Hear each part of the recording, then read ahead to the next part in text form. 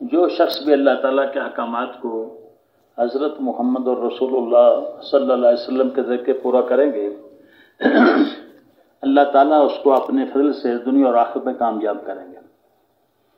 کامیابی فرمایا کہ ہر وہ شخص جو جہنم سے بچ گیا اور جنت چلا گیا، یہ کامیاب انسان ہے۔ جنت کو اللہ تعالیٰ نے کامیابی کی جگہ بتایا اور جہنم کو ناکامی کی جگہ بتایا ہے۔ جنت میں کون لوگ جائیں گے؟ جن سے اللہ پاک راضی ہوں گے، اور اللہ تعالیٰ نے اپنے راضی ہونے کے لیے ملک، مال، سامان، چیزوں، نقشوں کی شرط نہیں لگائی، بلکہ اپنے مبارک دین کو شرط قرار دیا ہے، جس کا نام دین اسلام ہے اور جس کی بنیاد یہ کلمہ طیبہ ہے، لا الہ الا اللہ محمد رسول اللہ۔ کلمے کا یقین دل کے اندر اتر جائے اور زندگی اللہ تعالیٰ کے احکامات کے مطابق ہو جائے۔ ایسے ہر شخص کو، غریب ہو یا امیر، بادشاہ ہو فقیر، عورت ہو یا مرد، اللہ تعالیٰ اس کو اپنے فضل سے کامیاب فرمائیں گے۔ دنیا کے اندر اللہ تعالیٰ دین پر چلنے کی برکت سے دلوں میں اطمینان نصیب فرما دیں گے، چیزوں میں برکت دیں گے، دعائیں قبول فرمائیں گے، آپس میں محبتیں عطا فرمائیں گے، کافروں پہ اللہ پاک روک ڈال دیں گے، اور موت کے وقت ایسے فرشتے آئیں گے جو خوشخبریاں اور گلدستے لے کے آئیں گے۔ قیامت کے دن جب بندہ اٹھے گا، 50,000 سال کا وہ دن ہے جس دن بڑے بڑے بہادر لوگ بکری کے چھوٹے بچے کی طرح بالکل ضعیف ہو جائیں گے، اور آدمی کو 4 سوالوں کا جواب دیے بغیر وہاں سے قدم ہلنے کی اجازت نہیں ہوگی۔ اللہ تعالیٰ اس دن کے اندر اپنے عرش کا سایہ نصیب فرما دیں گے، جس دن سوائے عرش کے سایہ کے اور کوئی سایہ نہیں ہوگا۔ اس دین کی برکت سے اللہ تعالیٰ پل صراط سے سہولت سے گزاریں گے، جس کا راستہ 1500 سال کا راستہ ہے، جس کے نیچے جہنم کی آگ ہے، جس کی گہرائی 70 سال کے برابر ہے، اور اس میں گرنے والا انسان 500 سال خون کے آنسو بھی روئے تو اس کو ٹھنڈے پانی کا گھونٹ نہیں ملے گا، اور مزید 500 سال ہونے کے بعد بھی کھانے کو ایک لذیذ لقمہ نہیں ملے گا۔ تو اللہ تعالیٰ سارے انسانوں کو اس جہنم سے بچائیں، اس کا راستہ اس مبارک دین اسلام پر چلنا ہے، اور پھر اس جنت میں داخل کر دیں گے جس کی چوڑائی زمین و آسمان کے برابر ہے، اور متقیوں کے لیے جنت اللہ پاک نے بنائی ہے، اس کی چوڑائی زمینوں اور آسمانوں کے برابر ہے۔ چوڑائی بتا دی گئی ہے، لمبائی کا علم اللہ پاک ہی کو ہے۔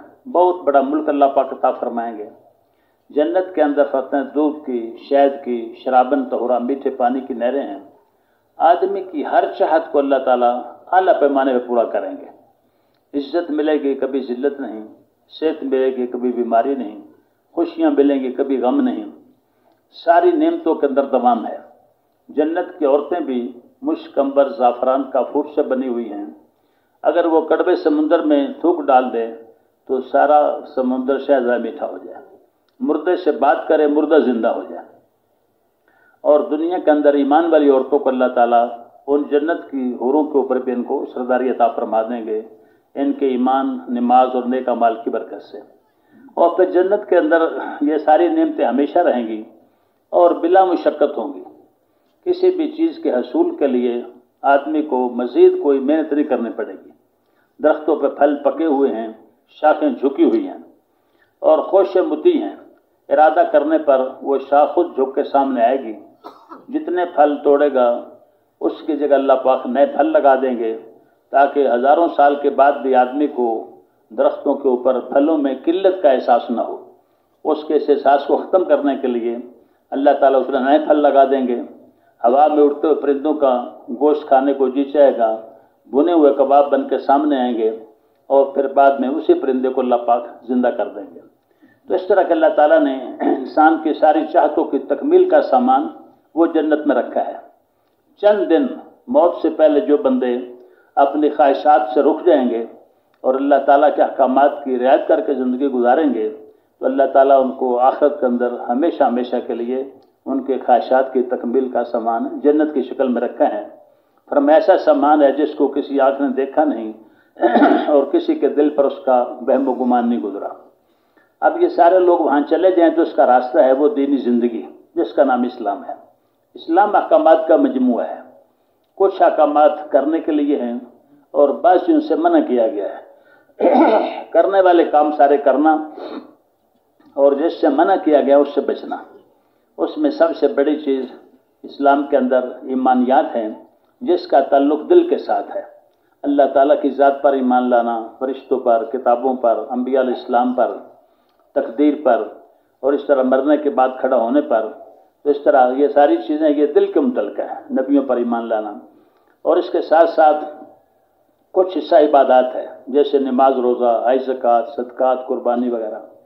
آپس میں کیسے رہنا ہے اس کے لیے اخلاقیات ہیں، لین دین کیسے کرنا ہے اس کے لیے معاملات کے احکامات ہیں، اور رہن سہن کیسا ہو اس کو معاشرت کہتے ہیں۔ اور اس طرح کوئی جھگڑا ہو جائے تو پھر کس کا ساتھ دینا ہے، یعنی مظلوم کا ساتھ دینا، حق والے کا ساتھ دینا، قوم برادری کا ساتھ نہ دینا، تو اسے قضا کے احکامات کہتے ہیں۔ سارے احکامات کے مجموعے کو دین اسلام کہا گیا ہے۔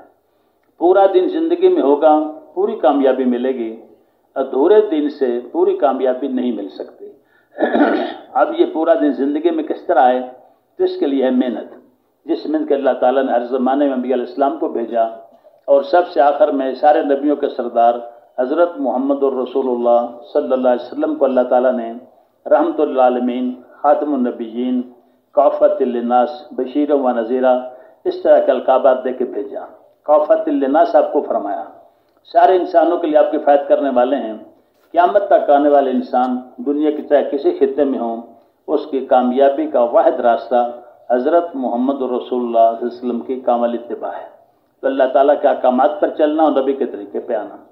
آپ اس کا جب اللہ تعالیٰ نے آپ کو حکم دیا اس کام کے لیے، اس سے پہلے آپ غار حرا میں جایا کرتے تھے، عبادت کرتے تھے اللہ تعالیٰ کے قرب کی تلاش کے لیے، تو وہاں سے جب وحی شروع آئی اور پھر آپ گھر تشریف لے آئے، آرام کی ضرورت تھی، پھر آپ کو دوبارہ اٹھا دیا گیا اور حکم ملا کہ اے کملی اوڑھنے والے، آپ کھڑے ہو جائیں، لوگوں کو اللہ پاک سے ڈرائیں، اللہ کی بڑائی بیان کریں۔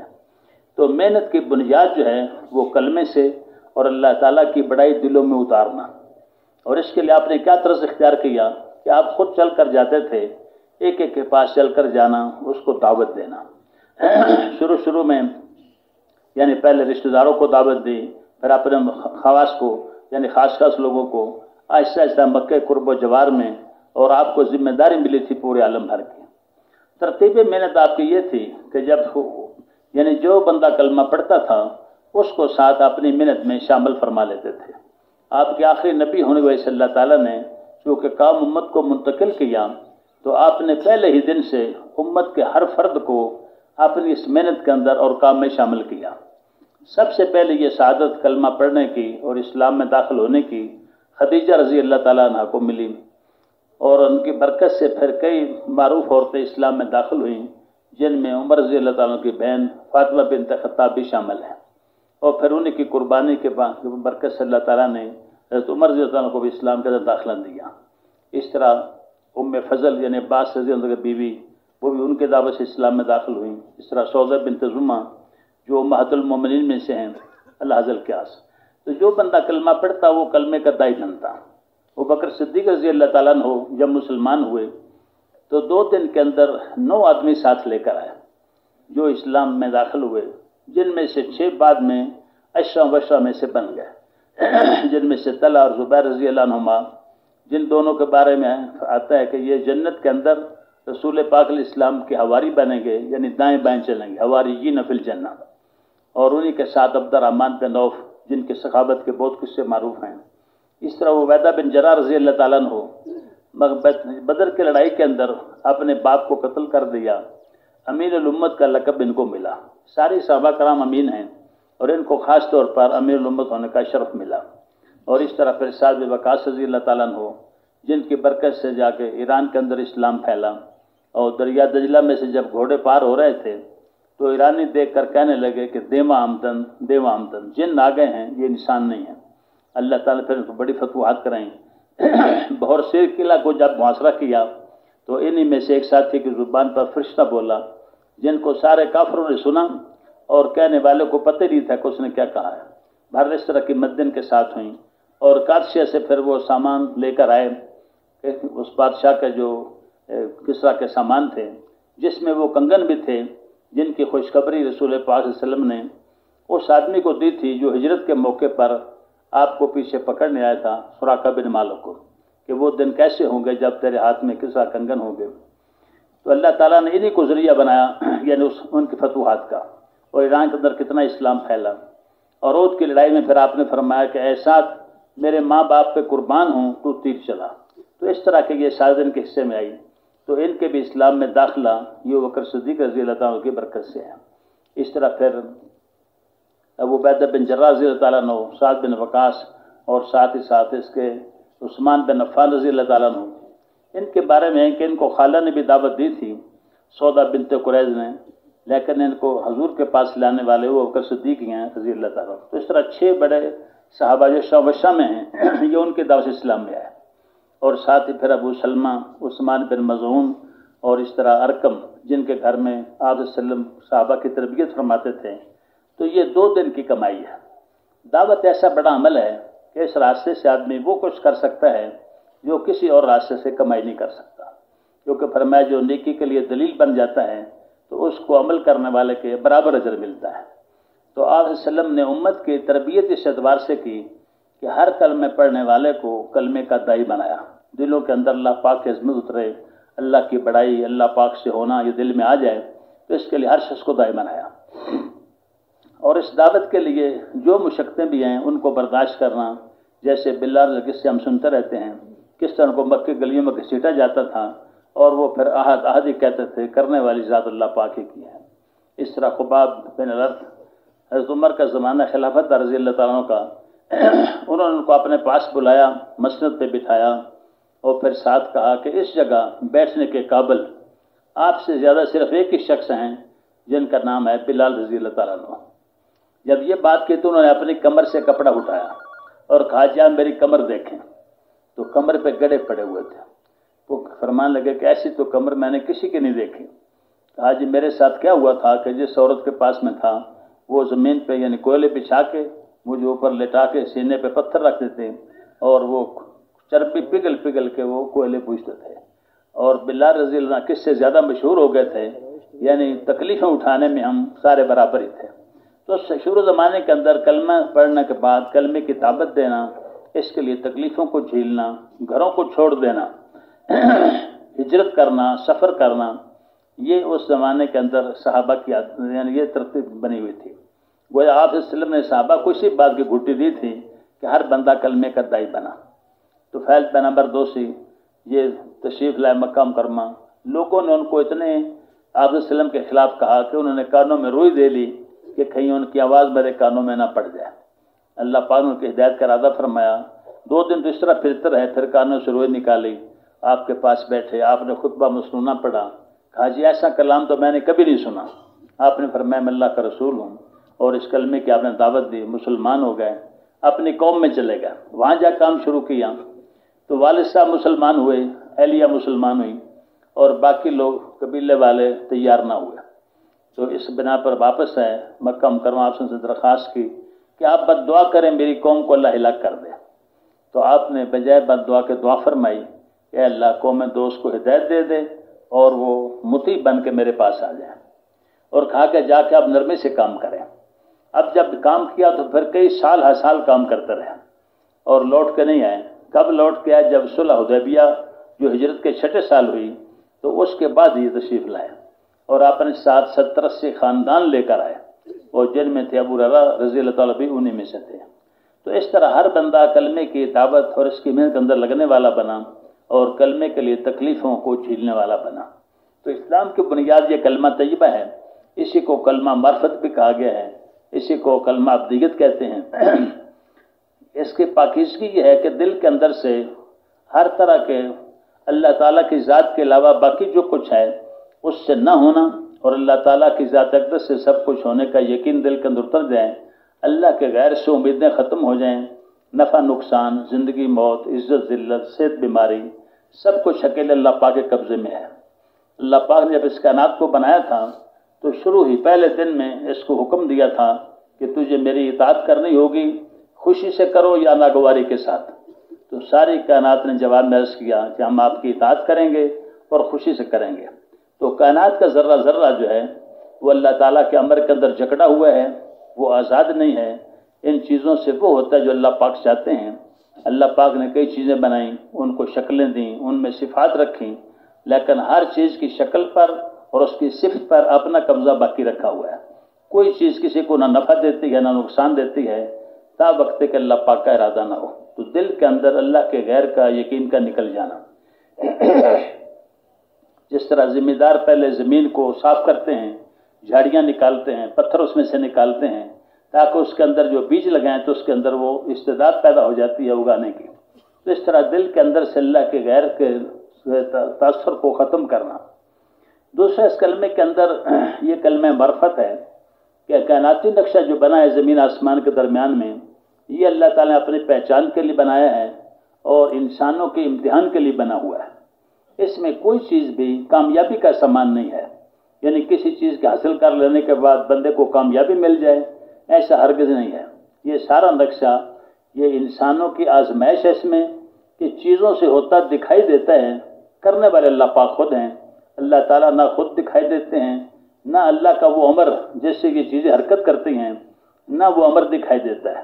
بندے کے سامنے سارے جہان کی چیزیں اور شکلیں ہیں، اس لیے بندہ ان میں گم ہو جاتا ہے۔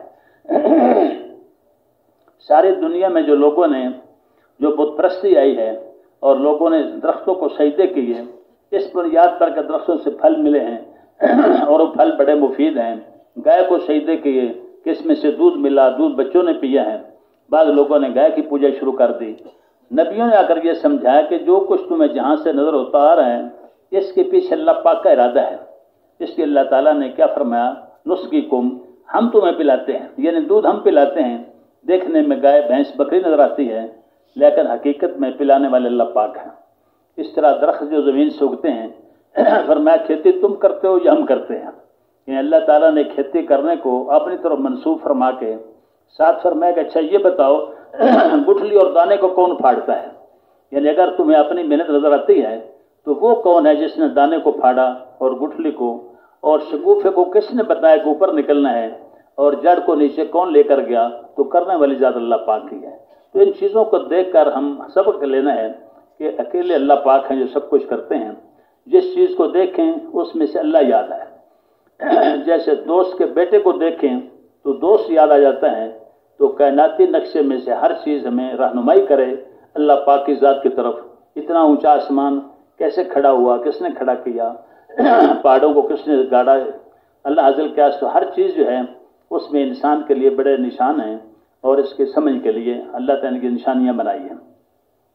اور اس طرح یہ کلمہ ابدیت ہے، کلمہ پڑھنے کے بعد ہماری آزادی ختم ہے۔ انسان کو اللہ پاک نے اعضاء جوارح دیے ہیں، یہ عملوں کی مشین ہے، ہر وقت جسم سے اعضاء سے عمل صادر ہوتے ہیں، تو یہ عمل جو ہے اللہ پاک کے حکم کے تابع ہو جائیں۔ آنکھ وہ دیکھے جس کا حکم ملا ہے، کان وہ سنے جس کا اللہ پاک کی طرف سے حکم ہے، اس طرح ہاتھ پاؤں آدمی کے، تو سارے جسم کے اعضاء جوارح اطاعت میں چلیں، غلامانہ زندگی اختیار کریں۔ عبد جیسے عبد کا مطلب غلام ہے، اور اس راستے کی مٹی کو بھی عبد کہتے ہیں جس پر لوگ چلتے رہیں، کچا راستہ ہو اور وہ بالکل باریک بن جائے، گرد یعنی غبار سرمے کی طرح باریک ہو جائے، تو اس کو بھی عبد کہا جاتا ہے۔ وہ اللہ تعالیٰ کے احکامات کے سامنے بندہ اس طرح پس جائے اور مٹ جائے جیسے وہ راستے کی مٹی وہ پاؤں کے نیچے آ کر پس جاتی ہے۔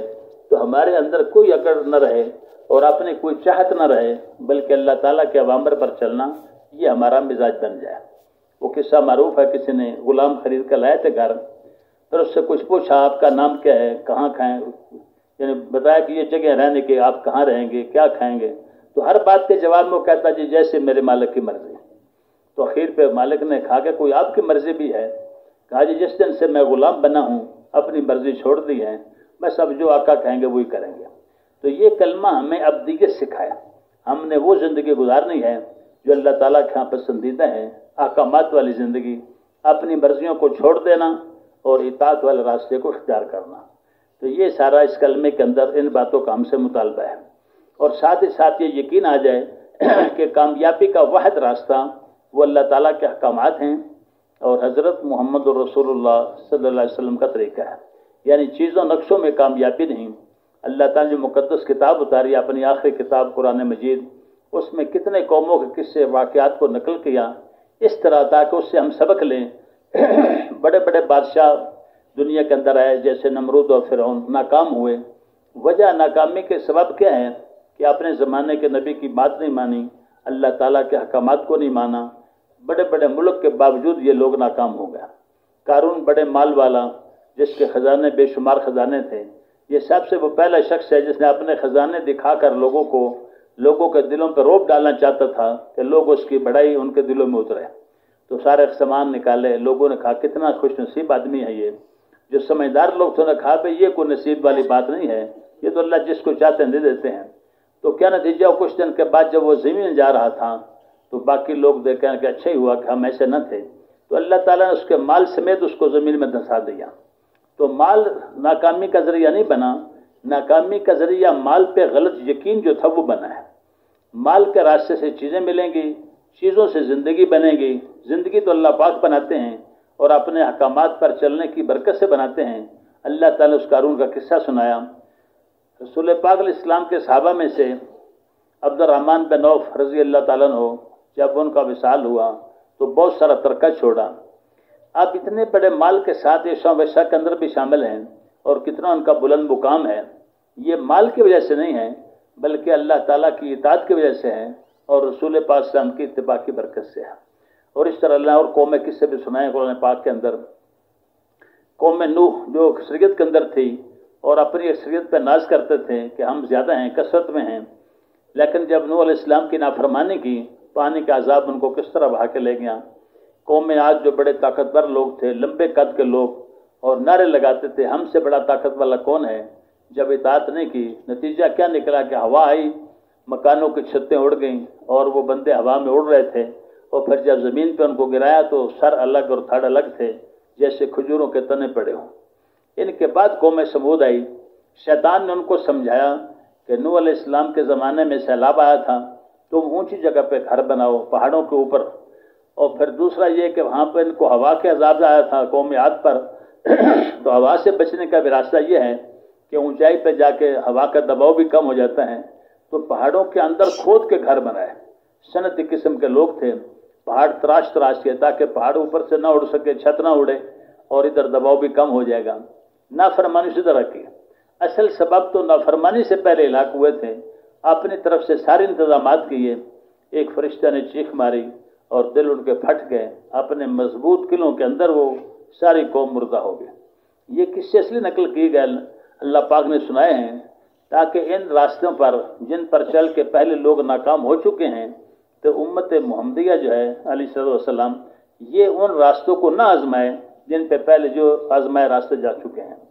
تو یہ سارے لوگ ناکام ہوئے۔ اس طرح قوم شعیب اور قوم سبا بڑے باغات اور کھیتیوں والے لوگ تھے، اللہ نے ان کے ڈیم کو توڑ دیا، بستیاں ان کی ویران کر دیں، اور یمن کی زمین کا اکثر حصہ سرخ ہے، جو سیلاب کا سرخ پانی ان کے اوپر پھرا تھا۔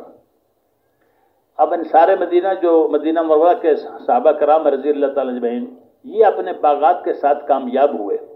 کامیابی کا سبب باغ نہیں تھا، بلکہ وہ اطاعت تھی کہ اللہ پاک کے احکامات پر چلے، رسول پاک علیہ السلام کا ساتھ دیا، آپ پر ایمان لائے، آپ کی کامل اتباع کی، آپ کے مقصد میں آپ کے ساتھ شامل ہوئے، تو اللہ پاک نے کتنا بلند مقام کر دیا۔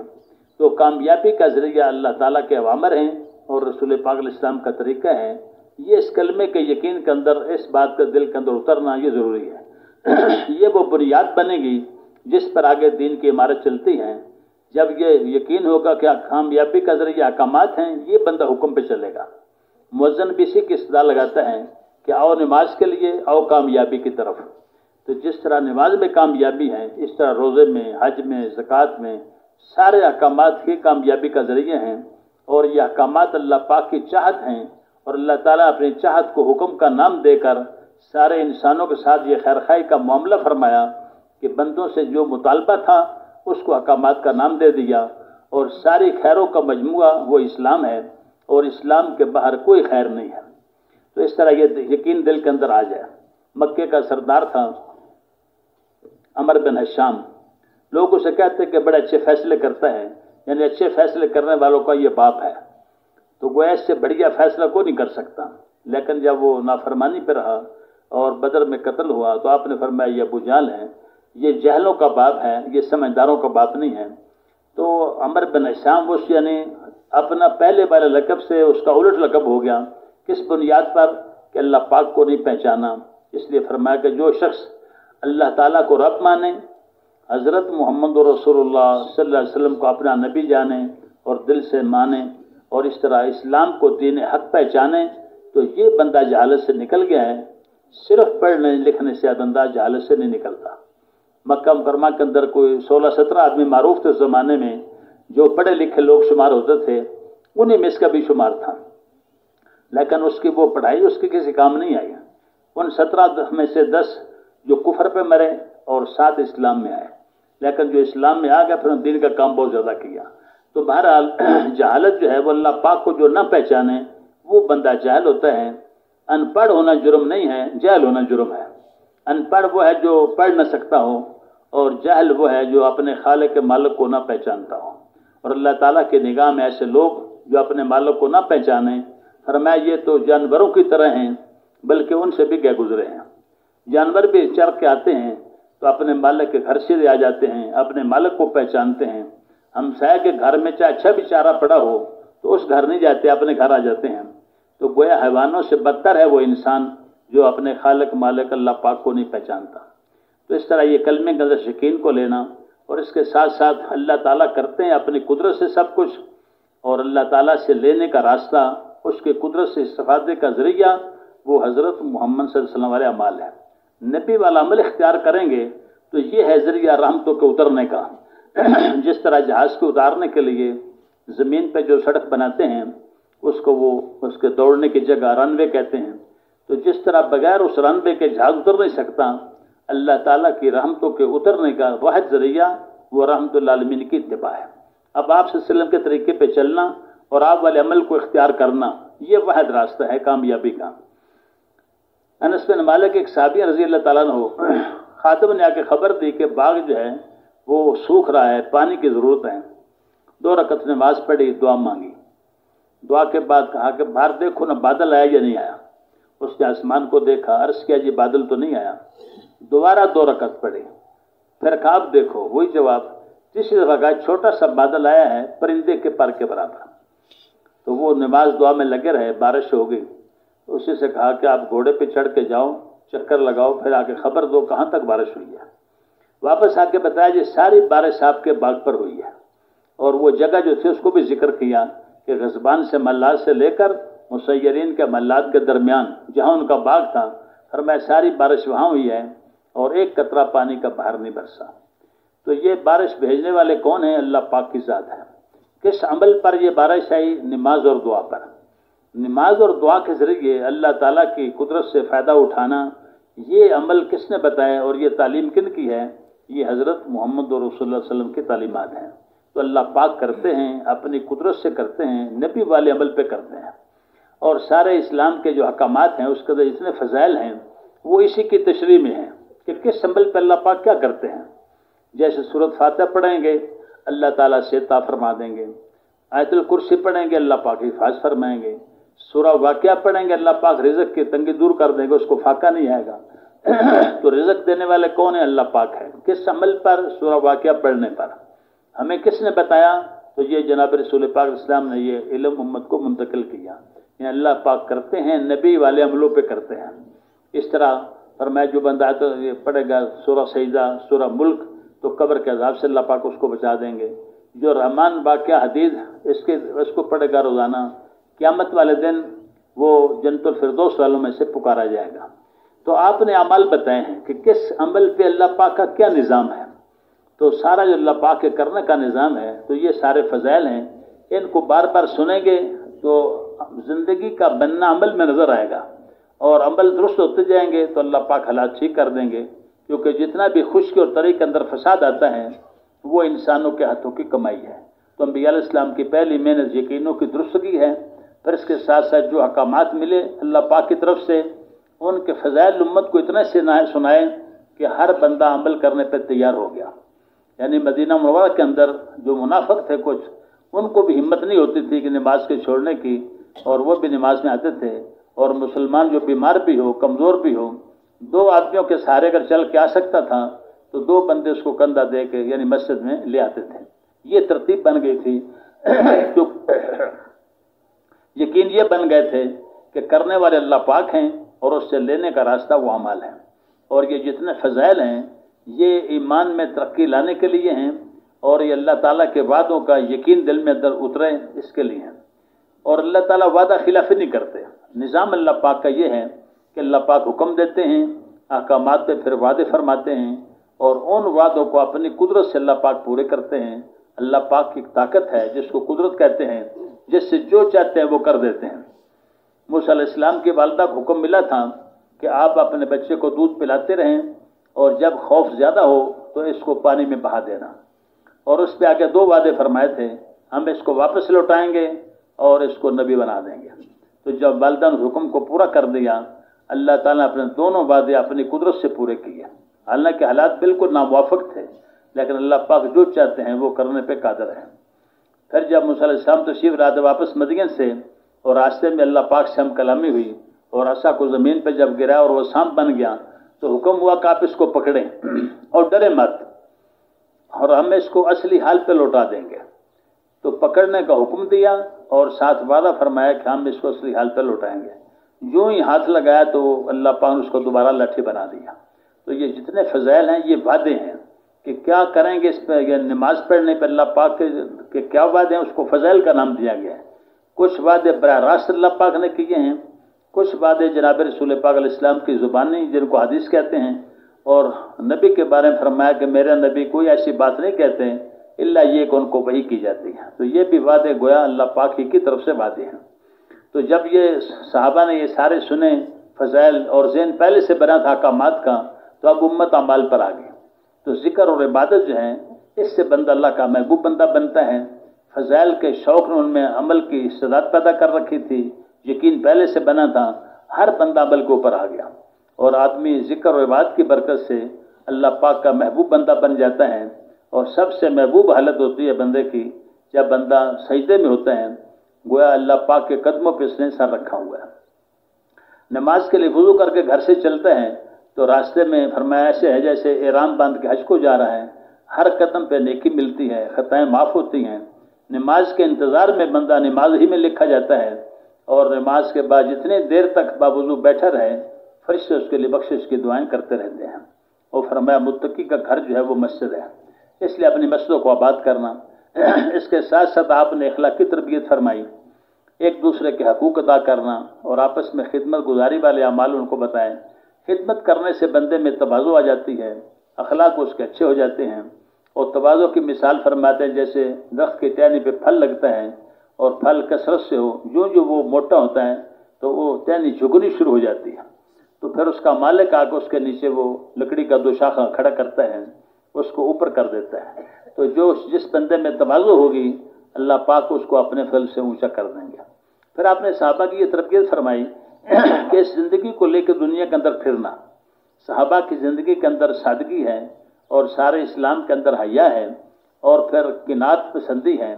دنیا جس نے کو چھوڑ کے چلے جانا ہے، بجائے اس کے آخرت کے ہر وقت امیدیں اور آخرت کے اندر جو اعمال کام آنے والے ہیں اس کی طلب، یہ آپ نے صحابہ میں پیدا فرمائی تھی، اور آپ والی زندگی کو لے کے ان کو نقل و حرکت پہ ڈالا۔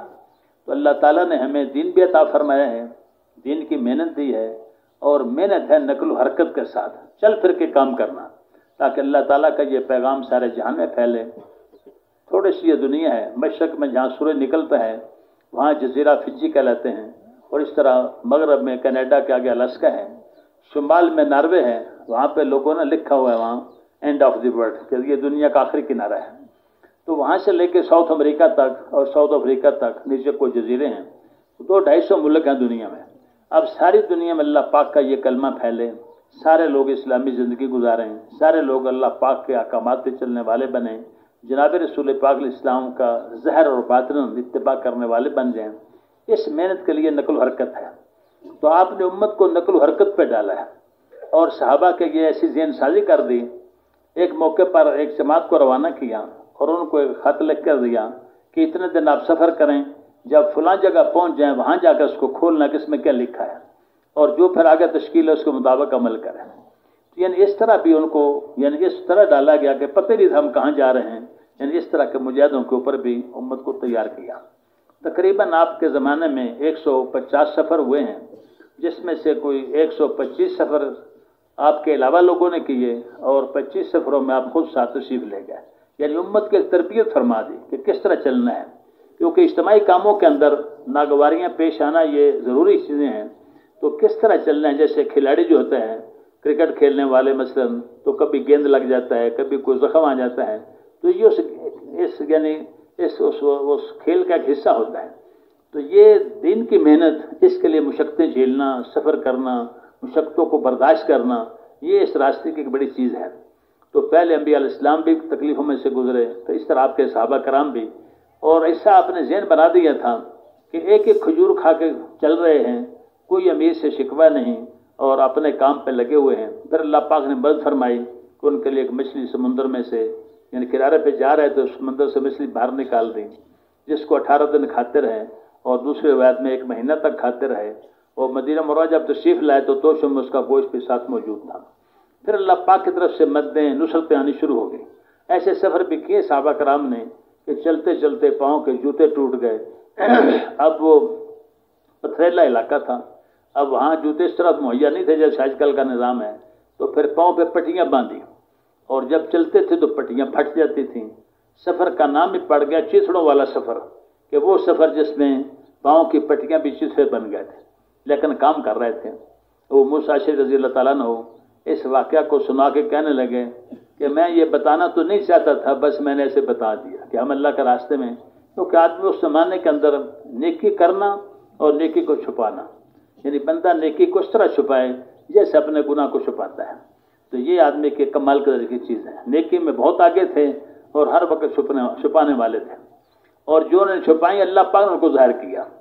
اخلاقی اعتبار سے بھی جب وہ مہمان کو کھانا کھلایا، چراغ بجھا دیا تھا، کسی کو خبر نہیں تھی، اللہ پاک نے ان کا وہ راز کھولا کہ یہ ایسے لوگ ہیں کہ اوروں پہ خرچ کرنے والے ہیں، باوجود اس کے کہ اپنے ان کو حاجتے ہیں۔